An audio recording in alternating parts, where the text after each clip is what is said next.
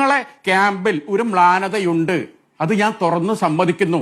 ഞാനൊരു രാഷ്ട്രീയക്കാരനാണ്, കല്യാണത്തിന് ഞാനും പോകുന്നുണ്ട്. ഞാൻ MLA കുന്തൊന്നും ആയിട്ടില്ലെങ്കിലും എല്ലാ പ്രവർത്തകരും രോഷത്തോടു കൂടി പറയുന്നു.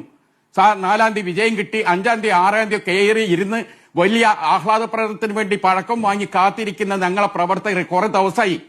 എന്താ അവരോട് പറയാ? അപ്പൊ പ്രശ്നം തന്നെയാണ്. ആ പ്രശ്നത്തിന് എന്താണ് ചെയ്യാൻ പറ്റുമോ? ഒരു ഘടകകക്ഷികൾക്ക് ഞങ്ങൾക്ക് വേഗത്തിൽ കാര്യങ്ങൾ തീരുമാനിച്ചു. അപ്പൊ സ്വാഭാവികമായിട്ടും ഇത് ഉണ്ടാക്കുന്ന പ്രശ്നങ്ങളുണ്ട്.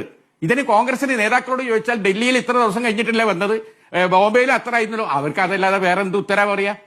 അവർക്കും പ്രശ്നമുണ്ട്, അവര് വിങ്ങി പൊട്ടുന്നുണ്ട് അവരെ പ്രവർത്തകര്. ഇപ്പൊ ജിൻഡോ ഒക്കെ ഇങ്ങനത്തെ ഒരു ജിൻഡോനെ കണ്ടു നമ്മള്. കടുവൊക്കെ പരി പിടിച്ചിരില്ലേ?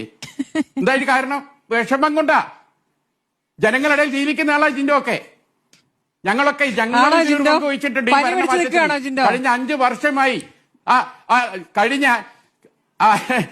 5 വർഷമായി വൈകുന്നേരം 4-5 പേരുടെ മുമ്പിൽ വിചാരണയ്ക്ക് കിടന്നു തരിക ഞങ്ങള് ഇല്ലേ? എത്ര നിങ്ങളൊക്കെ ചീത്ത കേട്ടിന് ഈ സർക്കാരിന്റെ ഇത് വിളിച്ചു പറയാൻ. ഞങ്ങളും പണിയെടുത്തവരാ, അത് നിങ്ങൾ മനസ്സിലാക്കണം. അപ്പൊ സ്വാഭാവികമായിട്ടും ഞങ്ങൾക്കൊക്കെ ഭയങ്കര നീറ്റലുണ്ട് ഇവിടെ. സാധാരണ സഭ്യം കൊണ്ടായിരുന്നു നിങ്ങളെ നേരെ ചാടിക്കളിക്കണേ ഞാനും ജിന്നു എന്താ ചെയ്തത്? വേഗം ഒരു വർത്തമാനം പറഞ്ഞ് വേഗം ഉൾവലിയാണ്. അതൊരു നിവൃത്തികേടാണ്.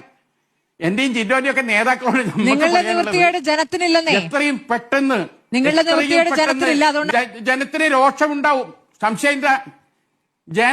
ഈ പടക്കം മഴ ചെയ്ത തണുത്തോലിയത് ഈ പടക്കം വാങ്ങി കുത്തിരിക്കുക അതിന്റെ മുകളില് ഇത് പൊട്ടിക്കാൻ വേണ്ടി അധികാരം ഏറുന്നത്. ഇത് ഇങ്ങനെ നീണ്ടുപോയ എവിടെത്തും?